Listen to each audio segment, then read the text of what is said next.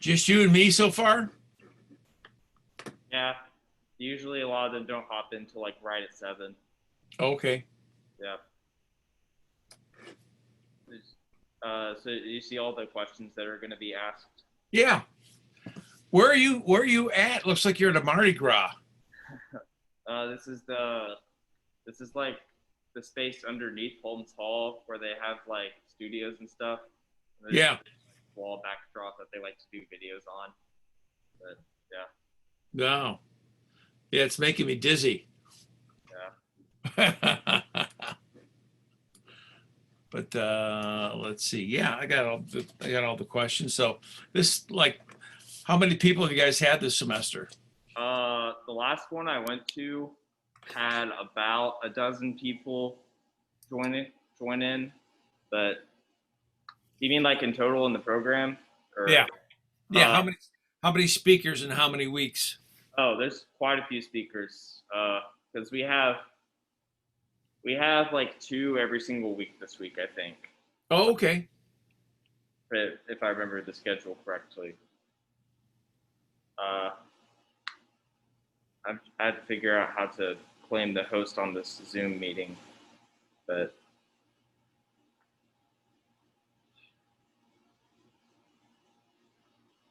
So are you really the host? And because I see it's recording, it must come from you. yeah, I didn't press record. Emily wanted to record them. Is that all right? Yeah. Okay, cool. Long as nobody gives me a hard time about my movie poster and my Yeah. my I guess my target practice. Yeah. I think I must begin. So do you have to let everybody in, or are they automatically joining? I think they should, because you just joined without any problems, right? Yeah. I think they should be automatically joining. Okay. I'm trying to clarify with Emily Elkins here about something, but you may, you know.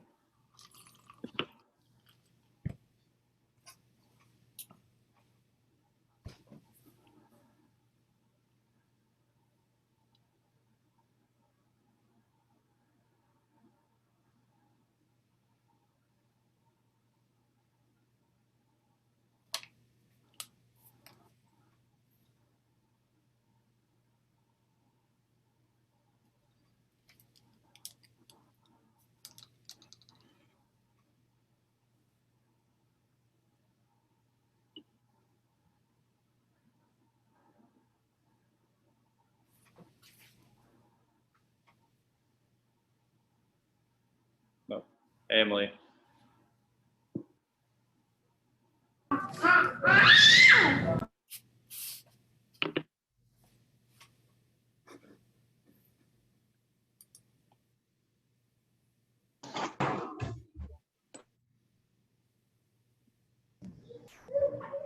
Hi, Ford. I could not add you as the owner of the Zoom, so I'm just going to be on, and I've got crazy children in the background. So thank you, Jim, so much for joining us tonight. We really appreciate it. Sure. If sorry, I can't be in attendance in full capacity. But Ford, would you just remind everyone once they join in, if possible, to turn on their cameras so that we can see their faces rather than a blank screen. Thank you all. It's hard to talk to blank squares, so we appreciate seeing your faces. I'll go ahead and mute myself, and Ford, you can take it away once it hits 7 o'clock.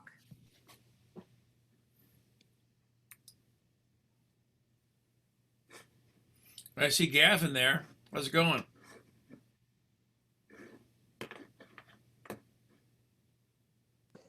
Going pretty good.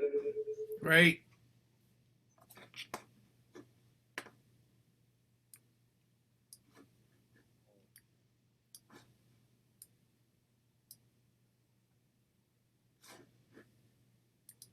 Okay, I'm gonna go ahead and start. welcome James Campbell, Professor of Percussion at UK, Lifetime Achievement Award in Education with the Percussive Arts Society, drummer with the Kentucky Jazz Repertory Orchestra, percussionist with the Lexington Philharmonic, and another 3-page long resume. Yeah, it's super cool that he could come in and talk today. So why don't you introduce us, Professor Campbell? Introduce myself? Yes. Well, yeah, I've been at the University of Kentucky since 1985. So, like 36 years with the School of Music. And I'm actually the first full-time percussion teacher at UK.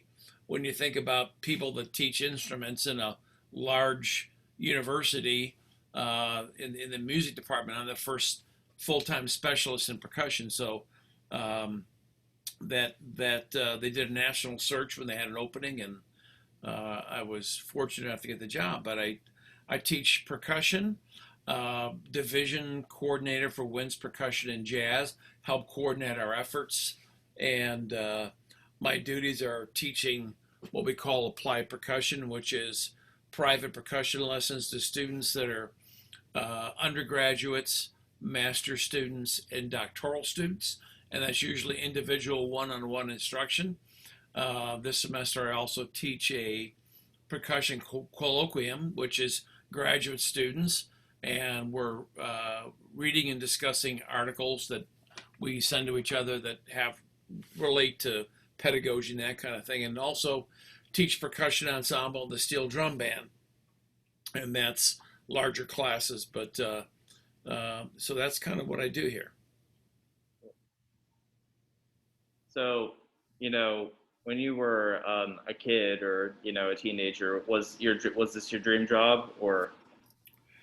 Well, I remember,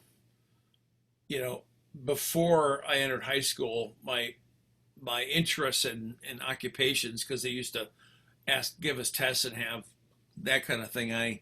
It was between I think I either wanted to be an aeronautical engineer, and my father was an engineer, and or an FBI agent. And it's kind of funny because my son is now a police officer at the University of Kentucky. So I have 2 sons, a musician and a police officer. So it kind of, both of the interests I had when I was young kind of manifested itself in my kids. But, it changed when I was about 10 years old. I joined a neighborhood. I grew up in the Chicago suburbs, northwest suburbs, and I joined a neighborhood youth activity called the Drum and Bugle Corps, which is kind of still happens today, more larger groups around the country. But everybody, a lot of kids in my neighborhood were horn players or flag twirlers or drummers, and I joined that, and that kind of sparked my interest in music as a career. So that's, as I was young, those were kind of my influences.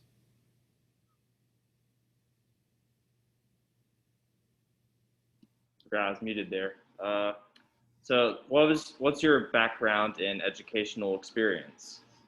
Yeah, well, I when I was 10, I started in this drum corps, and I actually became an active member, and they pretty much take all summer long to do their activity, and then once a month in the winter and spring.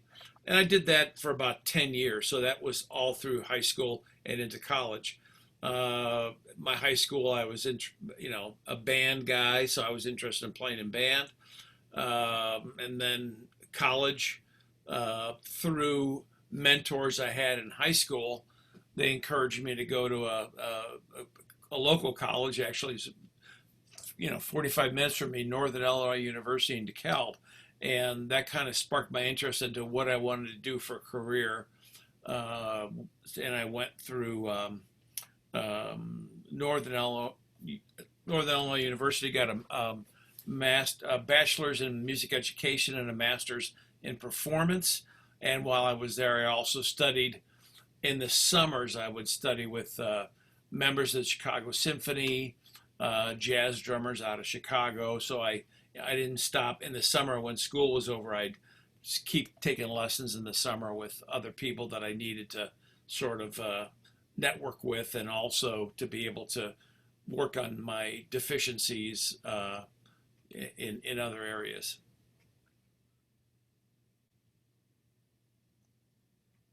When you were starting out as a percussionist, did you see yourself becoming a percussion professor one day, or any of the other jobs you've held, I guess? Yeah, I think once I started college, I think I got sort of bit. Like one of my goal was to be a college music teacher, specializing in percussion. That was sort of the path I wanted to take, and so early on, I knew that's what I wanted to do, and I prepared myself to sort of for that career path and to do those things. But I never expected to be, I didn't plan to be in the job I'm in now. I just knew I wanted to teach at the college level. And going a little off of what I already know, you also taught per se at the Cavaliers Drum and Bugle Corps. Yeah. How does that sort of play into that as well? Yeah, well, all through high school, I was a performer in the drum corps activity, which you age out when you're 21. I started college when I was 18, and the next summer I was 19, and I knew I was pretty far behind my career goals of being, more well-rounded than the drum corps activity would allow. So I decided that I would stop doing the drum corps and study this summer with orchestral players and drum set players, so I could work on my weaknesses and get that, because I knew I had to be more well-rounded than I was. And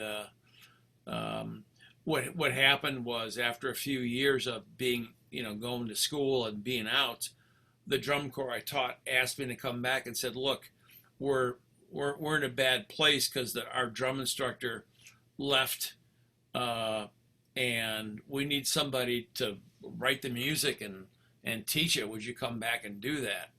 And so I did, and that started me down a path of like writing for a drum corps in the Chicago suburbs called the Guardsmen.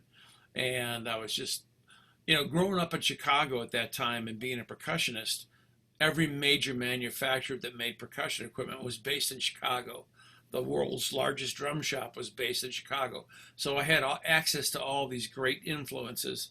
And I helped some of the drum companies say, well, help us design new equipment. So I got involved in the manufacturing side as a consultant. And then from there, taught, had good success. And then a larger group said, "Hey, why don't you come and teach us?" That was the Cavaliers, and I ended up, being successful with them. So much so, the things I was able to do, and the people I was able to work with, created an opportunity for me in 2008 to be elected to the Drum Corps International Hall of Fame. So I was in that activity since I was 10 years old. So maybe 35 to 40 years of my life I spent contributing to that activity, and it's kind of an honor to be recognized for that. So I have a big background in the marching percussion area, and then also had, I'm principal percussionist in the Lexington Philharmonic Symphonic area. So keeping my hat and keeping my fingers involved in a lot of musical influences and styles and diversity, it's kind of always been the fun part for percussion, because it's one of the only instruments that crosses the boundaries of pop music and jazz and orchestral playing and world music and hand drumming and marching percussion. But you can't say that about other instruments, and that the saxophones at home in pop and jazz, and the violins at home in chamber music and orchestral music and classical music. But percussion crosses all boundaries. So that's one of the things that has kept me involved and has kept me sort of moving forward my whole career, is the diversity of opportunities in percussion, and so I've, that's helped me be interested and be successful in a lot of areas. So while staying engaged in all those areas, what does a typical day now look like your current positions? I don't think there's a typical day during COVID, but during normal times, I guess I'm teaching from lessons of private one-on-one instruction with undergraduates, master students, doctoral students, and then we have a studio class where all the students get together on for an hour and a half on Thursdays. Percussion ensemble meets 7 hours a week, Monday through Friday, different times. And I'll teach graduate students a course in history of percussion, percussion pedagogy, depending on the semester, we rotate that. But during COVID, I've decided that with the TAs, because we've had to give up some of our space, we don't have a lot of space in the School of Music building. Most of the space for rehearsals and concerts, it's all in the Singletary Center, which is shared by a lot of other departments. So for 400 music majors, there's, my music students know this, there's probably 400 music majors, there's probably 25 practice rooms in the building, which is, way smaller than it needs to be for the size of school we have. The School of Music building we're in was designed for 3 departments with a maximum of 100 music majors. Well, now we have 400 music majors, so it's we've kind of outgrown the building, but we have to fit in there during COVID. So, if I teach live every week and my 2 TAs teach live every week, our 28 students take up a lot of space. But if we alternate, somebody teaches virtually one week and the other ones teach alternate weeks, it frees up a lot more practice space and a lot more time for the students. So right now I teach 3 days a week, Monday, Tuesday, Wednesday, live on campus, probably 3 10-hour days.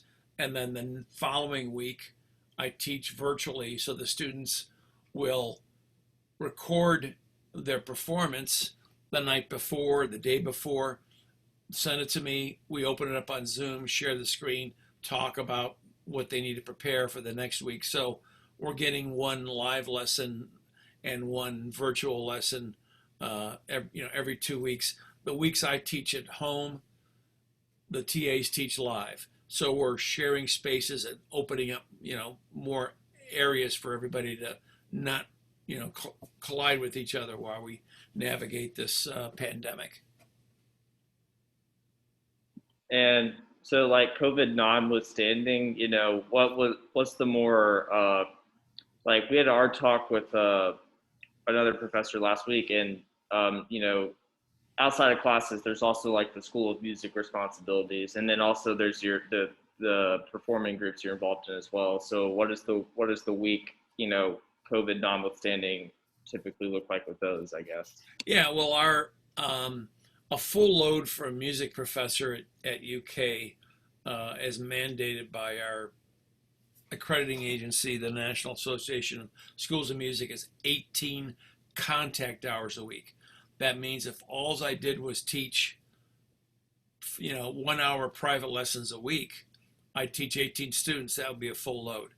But there's percussion ensemble in there, which I share with TAs, so that knocks a few off. We have a studio class, which meets 90 minutes every week. That's a few off. I'll teach a graduate class every semester in history or pedagogy, and that takes a few off. Committee, that's just teaching hours, is 18, but you put in there the administrative stuff I do, try to coordinate the division, win a percussion division, and then we're supposed to do teaching. Besides teaching, we're supposed to do research and service. So I'm on 3 or 4 committees where you're trying to hire a new faculty member and you meet every week, or I'm on the advisory committee with the School of Music and we're trying to plan for how we're going to do auditions this semester. We're trying to plan for how we're going to do juries or how we're going to plan. So there's committees you're on. I'm also on committees for my profession, past president of the Percussive Arts Society. So I'm on meetings, once a month maybe on how we're going to, I was on a committee recently with 4 or 5 other professors where we decided on our response to the pandemic, how percussionists were going to cope with maybe what repertoire they could play and be socially distant with their other ensemble members, how to sanitize instruments, those kind of protocols. Being on a sort of a national committee to do that takes hours every week. And then research. You're expected to keep a national profile in your field or an international profile. So are you doing clinics, recitals? That takes prep time. That takes practice time. And so besides the 18 hours of teaching with students, you're expected to have all that other time, which adds up to a full week. Yeah, that's a lot. What's the piece of advice you'd give to someone, more like our age, who is maybe trying to reach a similar position or succeed in their field, as it were? Yeah, I think the first thing you need to do is focus on who you want to become, like who you want to become, and what skill sets will you need to do that. And mastery is a moving target. So, if you have an idea of who you want to become, what skill sets you need, those skill sets may change by the time you get them, and you have to be flexible enough to keep, doing professional development, keep attending workshops, keep flexible enough to know things you have to add to your skill sets to stay relevant to the time. So I'd say, I get the number one question I get from new students, like graduate students especially, what are you looking for? What qualities do you look for in a graduate student? And I think the answer they want is, I want a good marimba player, or I want somebody who can sight read really well, or somebody who can play fast. And I always say, I need somebody who's flexible. You have to be flexible. So if you think you know everything, or you think you have a certain path, if you're not flexible enough to change and adapt, you're probably not going to do well in this career path.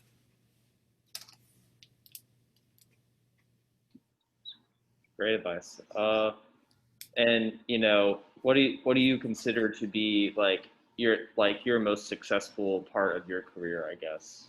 Well, I think it's the diversity, and when there was an opportunity, I would take it, even if it I think it's all the opportunities I have that hey, would you be interested in this? I would do it just to get the experience. Experience is the best teacher.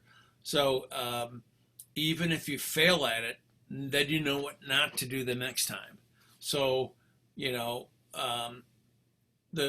I always was a person that would don't turn down any opportunity. Take every opportunity, and then try to do your best.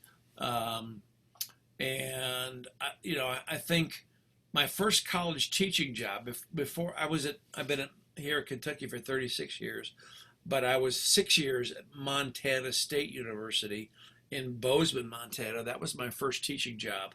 I finished my master's degree, and I had a couple job interviews for college jobs, but they went to other people. So I decided to make the best I could in Chicago. So I played a lot of wedding jobs on drum set. Every weekend there was weddings, and I got with another group of musicians that I'd gone to college with, and they had a wedding band, and so on weekends I would do weddings, and then I would teach a drum corps 2 nights a week, and then I started teaching Saturdays at the American Conservatory of Music in downtown Chicago, right on Michigan Avenue. And I ran a program on Saturdays for high school kids, and I had a steel drum band, and I taught lessons. And if you've ever been to a large city like Chicago, well, from where I was living in DeKalb at the time, it took me probably 50 minutes to drive into the city, park, and eat lunch, teach all day, drive back. It cost me more to do that than I made. So, buying lunch in a city, even a sandwich, parking in the Grant Park underground garage, and I was losing money on that job, but I was gaining experience. There's no teacher like experience. I got to work with students. I got to develop curriculum. Excuse me, I got more experience than I would have ever gotten if I would have just decided to, work at a drugstore and to make money so I could go the next level. I was already at the next level. I was just losing money doing it. So after that year, I had the opportunity to audition for a job at Montana State University. It was a 1-year replacement. The teacher was taking a year off to go play professionally somewhere, and they needed a 1-year replacement. I was like, well, it's another step. It's going to get me closer to where I want to be. And even though I got to move all my belongings, out to Montana, which was a 2-day drive, find a place to live, make pretty poor money, it was another opportunity I could get to have a program and to learn from. And fortunately, the guys whose place I took never came back. So they took since I was hired from a national search, they didn't have to do another search, and I stayed on. And, when Kentucky came open, they called me. One of the guys I was teaching drum corps with was a brass teacher named Gordon Henderson. He was the marching band director at Kentucky. He's now just retired from UCLA. He ran the marching band at UCLA for the last 30, 40 years. And he said, why don't you come and apply for this job? And I came and applied and got the job. And I remember, going to my dean at Montana, and I said, I've got to tell you that I'm taking another job interview. And he said, well, if they offer you a job, come back and see me. So they offered me the job, and I said, I got to talk to my dean. I came back, and I said, well, you wanted to see me. And he said, well, we'll match their salary, but don't ever do this again. And that's when I knew he didn't value my work. He only wanted to not have to go through another search. So it's like, I don't care if it pays the same amount of money and I have to spend, $2,500 to move across the country again and find another place to live, and that kind of thing. They don't value what I do here. I got to move on. I got to go someplace where I'm valued as a resource. So that was probably the biggest moment I had of like, I got to make the jump. It'd be easy to stay behind and get a little bit of bump in salary from Montana State, but it's like, yeah, you don't really, you're not interested in me. You're interested in, me not leaving. So that was the biggest, I guess, the biggest change that I had in my job scene, and I was able to be here, and I actually had a better percussion program at Montana State, more students, and when I got here, there was maybe three percussion majors, and now there's almost 30. So it was a place I could really grow a program, get people excited about what was going on, and use the resources the university has and the attraction that the university has and the great school of music to help now bring percussionists into the fold. So the opportunity to kind of grow was, I didn't think about it at the time, but it's been, I've learned a lot by doing that. I've learned to come up for air when I'm talking. Yeah. So that's a great story. I didn't know you used to have that Montana State University position. Yeah. which is a beautiful place. Anybody's ever been to Montana? Bozeman, Montana is surrounded by the Rocky Mountains, and it's a beautiful place. It's just there's only there you know there's two seasons, winter and summer. So it's but it was a great place. I wasn't looking to leave. It was just opportunity knocked and you walk through a new door. So, moving on, what role does an artist like yourself play in society, I guess? Yeah, I mean, I think we create opportunities for like intellectual curiosity and cultural, um, growth with the people we interact with. It's great to play a concert and have people enriched by that, the feedback you get from that, to know that the community has pride in what you do. And I don't mean just the city community, I mean the students, your friends, your family, people in the city who enjoy going to concerts because it's their opportunity to be enriched. That's their form of sort of letting go, and you know, and they can reflect on the meaning of their lives. They can reflect on and be challenged by um, something they may have never heard before, or a musician they've never seen before, or it's providing opportunities for growth for people um, that are very appreciative of it, and that cultural growth that you're part of in a region and a city or even a profession is very rewarding. And it, is that, would you say that's also what encourages and inspires you on a day-to-day basis, or is that something else? Yeah, I mean, the thing about and I tell this to my students, the thing that's kind of cool about percussion, more so than any other instrument in the music family, is every day somebody invents a new instrument, and we're supposed to know how to play it. We're supposed to know how to deal with it. You know, oh, you're a percussionist. You play steel drums. Oh, you play darabuka.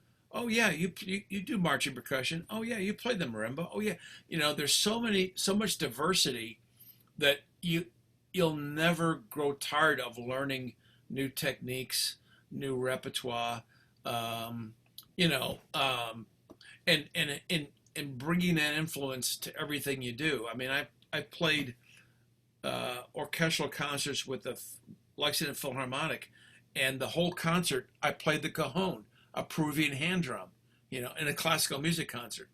Another concert we had a cello concerto, Tandun, and the middle movement was a cello cadenza with me playing frame drum and cello. The things I'm able to do, and the boundaries that aren't there for percussionists is kind of what always sort of inspires me to, like, okay, tomorrow let's see there's more things to learn, there's more things to do.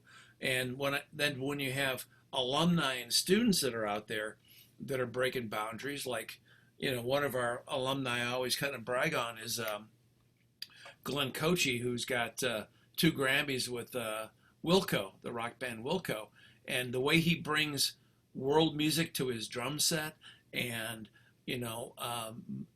classical percussion with this rock band and things he does with the rock band. He's breaking boundaries, and he's breaking barriers all the time. And to see, that inspires me to want to pass that on to everyone else, and to want to learn what he's doing, and to bring him back and have him talk to the students, and like, just keep that creativity that our alumni have gone on, bring that back into the studio to inspire the next generation. So there's always stuff. You can never run out of stuff to do. It's just it's an amazing profession. So, never running out of stuff to do. What are the things you're looking to do next, and like, what are your current goals? Well, I mean, I have lists. I have a list of, like, here's what I'm going to do next, and projects to do, and a lot of them involve writing. Involves new compositions, involves writing pieces for people. That creativity that you can do um, outside of outside of practicing your instrument. I don't practice my instrument anymore. What I practice is pieces I have to learn to play with other people. So what I and so some of my creative outlets are trying to create an article, writing a book, uh, editing something for somebody, um, and writing new pieces of music. I get commissions from publishers that say, "Hey, write us this for this and that for that." So I have lists of stuff. To finish it all, I'm going to need to retire sometime to have the time enough to do it all for people because, you know, I love what I'm doing now, and I'll never run. Even when I retire, I'm never going to run out of musical things to do. If you love your profession, some days you don't feel like practicing your music. So read your music. Read a book about music. Read a biography of a composer. Start or write your thoughts down about a subject. Or you need to be able to not only practice your craft, but you need to be able to write about it. You need to be able to read and learn about it. And so if one thing goes stale for a while, move to something else. I mean, again, I have stacks of books in my office. Here's my book pile. Here's what's next. Here's what's next. So, I'll be busy for a while. I'm inspired to do something, even if you get burned out on one thing. All right. That's the end of my questions. Now we're going to open up if anybody in the chat has any questions. You can type them in the chat or unmute yourself and ask them.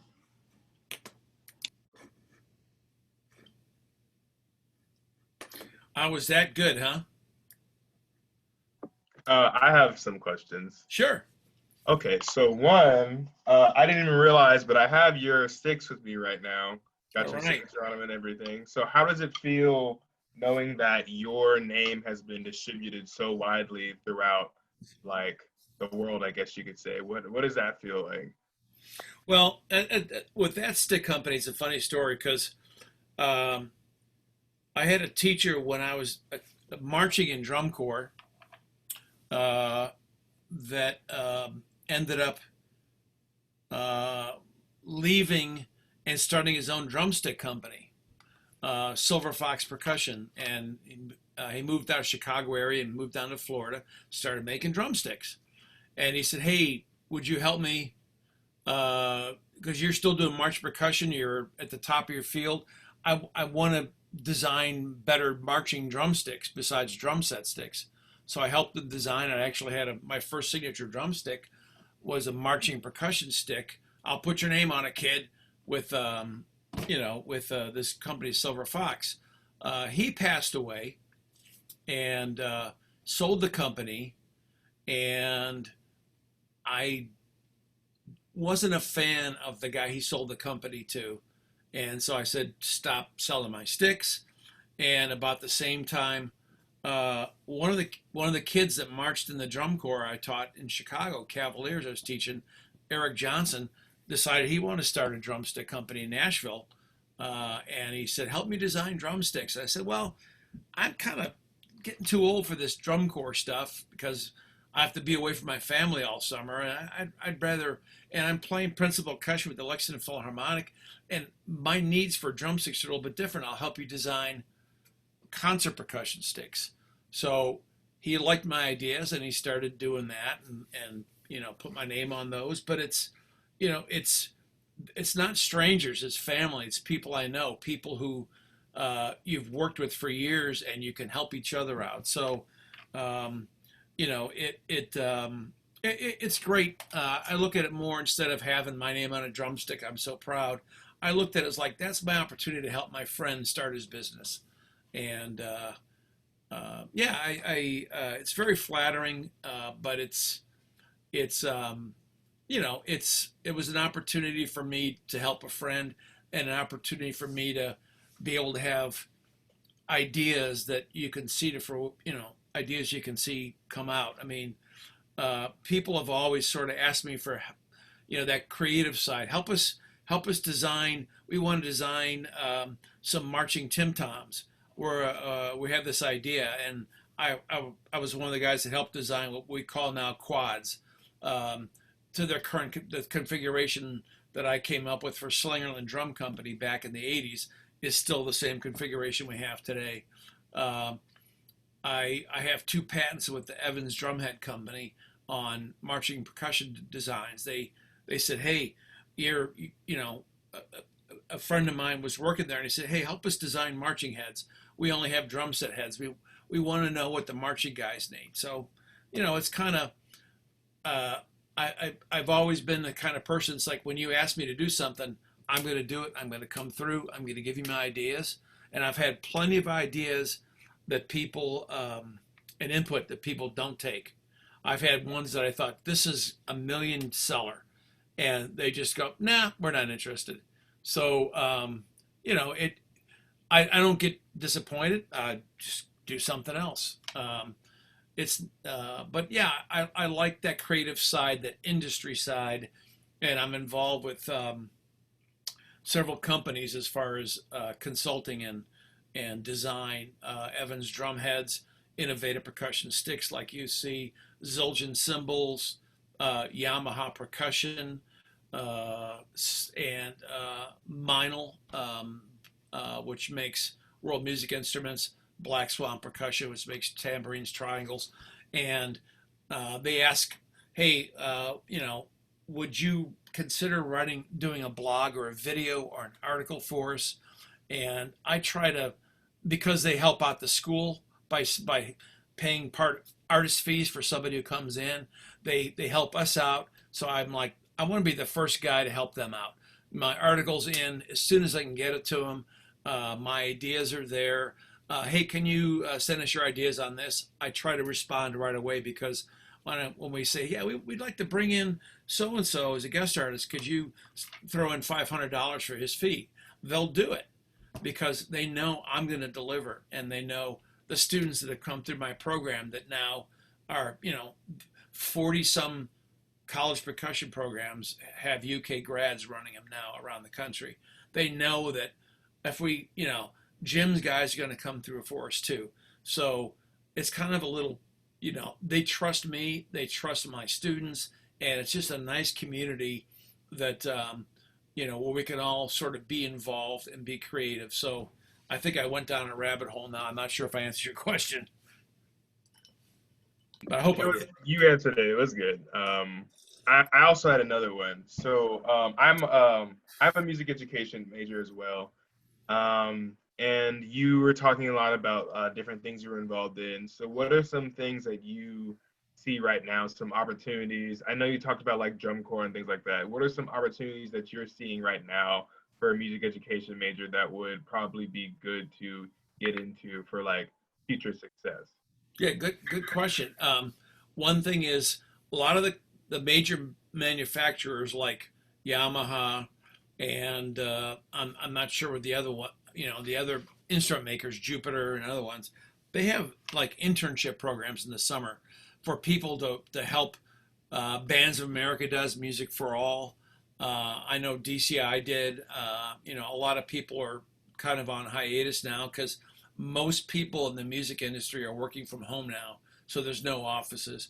But when things come back up, there's internships everywhere you can apply for and be able to help them with their education programs, and volunteer to like be at a summer camp as a counselor, working with kids, doing sectionals. There's plenty of opportunities there. Again, I'm not sure all the camps are happening. Blue Lake, those kinds of things. But when things come back together, they're going to need college age students to help them do their business, and then they get experience doing that. Plus, trying to get out to teach in Lexington. What we have 6 high schools, 15 middle schools. I'm not sure how many. 600 elementary schools. I don't know how many there are, but there's opportunities for you to volunteer. Hey, can I come out and do some sectionals on my instrument for your guys? And again, those kind of opportunities where you get out and you're in the trenches and you're getting experience doing that, so that you're you're getting experience. I mean, volunteering for experience is the best way. And then perhaps they'll say, hey, come back this summer, we'll pay you to help us in band camp. But I mean, these are unusual times, but that kind of those are kind of opportunities, I think, that are very helpful. I had a question. Yeah. So in your role as a music educator, performer, how has listening to music been a part of that and influenced that? And what sort of music do you find yourself listening to? Oh boy, that's a great question. I had this at one time. I still, percussionists are kind of pack rats. I want to own every instrument that's made. I want to, and on the other side of this door, I've got, and this is my basement, I've got a set of 4 timpani, I've got a vibraphone, a marimba, a xylophone, a drum set. I mean, so I can practice at home. I can get ready for anything I have to do. But, that's one thing. The second thing, listening to music. I grew up in high school in love with Buddy Rich, and coming home every day from high school, putting on his records with headphones and playing to Buddy Rich on my drum set. I played in jazz band all through college. I still love jazz. I listen to a lot of jazz, but at one point, percussion just started making its way into classical music, and we had our first classical percussion groups probably in the 70s. If you think about how many string quartets there's been, hundreds of years, but percussion groups didn't really professional groups didn't really hit till the first professional full-time percussion group was the Black Earth Percussion Group, and they started in 1972. But if you think, hell, the Tokyo String Quartet's been together a long time. The first 2 years ago, 2018, was the first time a percussion group won a Grammy for classical music. So recordings of percussion are, I just about, I get every group that records or soloist, I try to find, and because I like listening to classical percussion music, new music. We don't, there's no really, it's not like classical music. We're playing Western European art music, but percussion music, didn't start till about 1950 having repertoire. So it's more contemporary, but I like listening to that. I like the percussion ensemble, the sound of all percussion instruments. Jazz, I like. I have a playlist that I listen to on my computer here that I'm talking to you on, which I have, kind of like a listening thing while I'm working or typing, and it's got, everybody from Frank Sinatra. I like the old classics, Michael Bublé, Jamie Cullum, Diana Krall, Singers Unlimited. So I like a lot of vocal jazz and that kind of thing too, because I like to listen to the old standards, and so yeah, that's kind of what I listen to.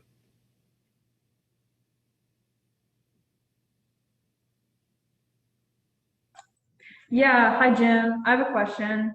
Yeah. So do you have I mean, you're obviously in the orchestral world, and you're one of the one of the best percussionists in the world. So I'm the best in my price range. Sorry? I'm the best in my price range.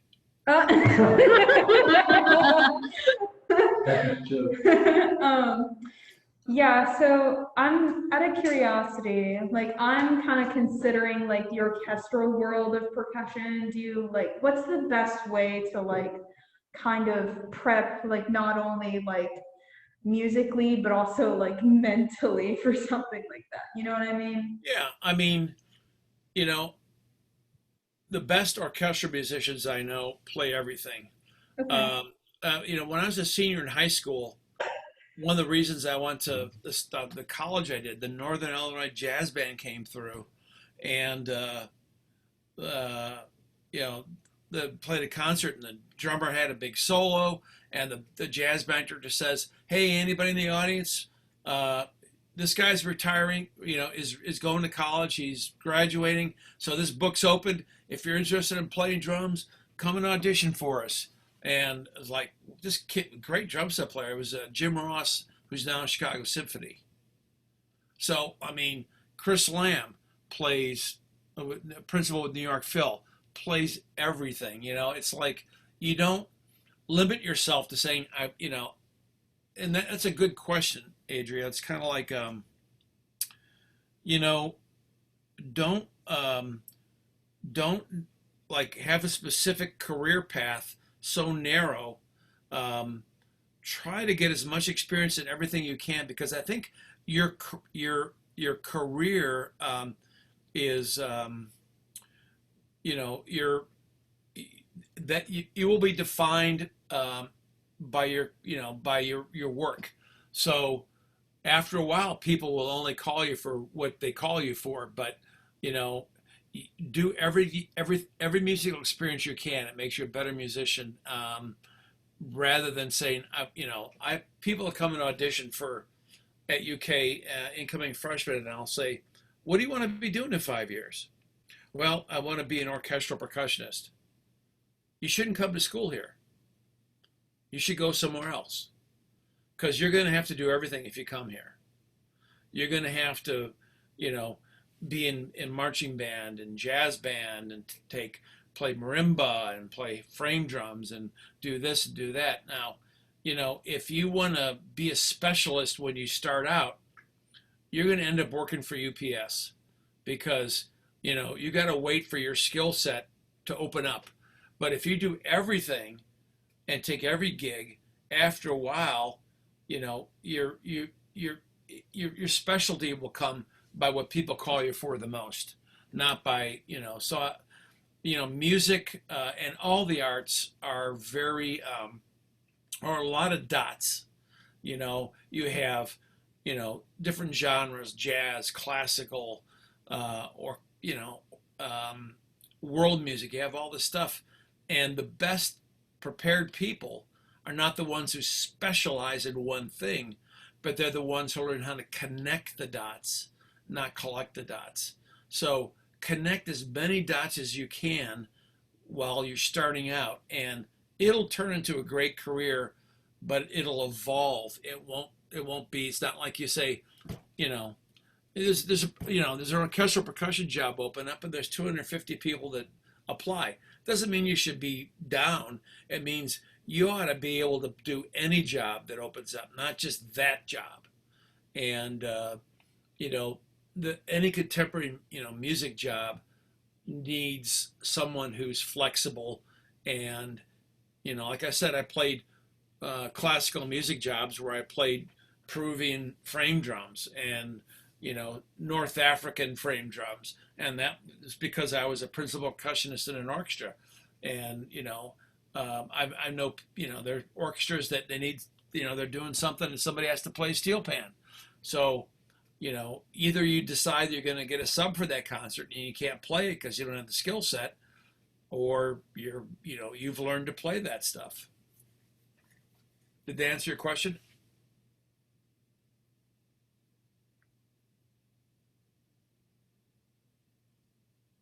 Who else?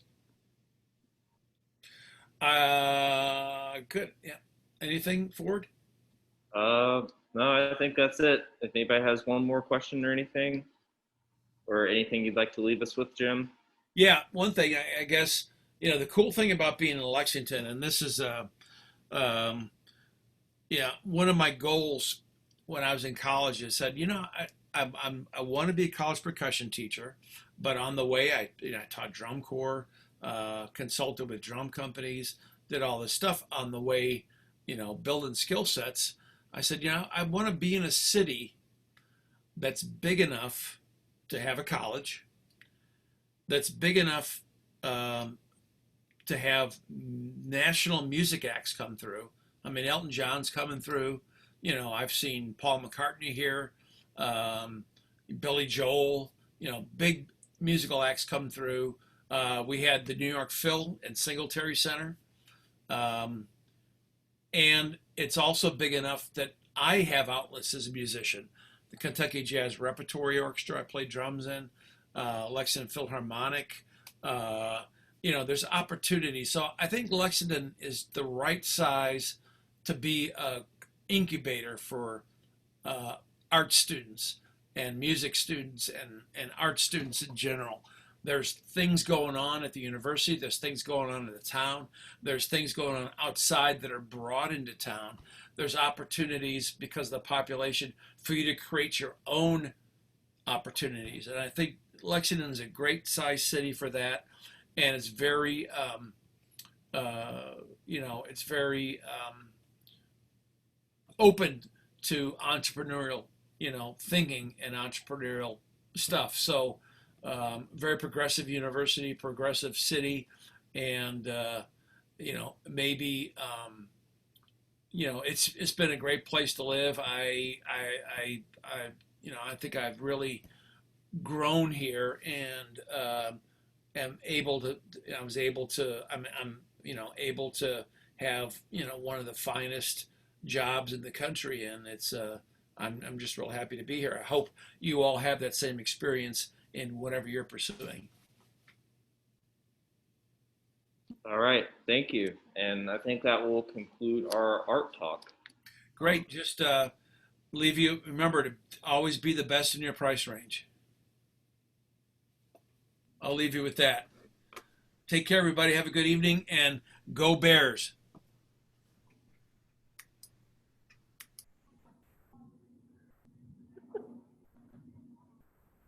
Thank you, Ford.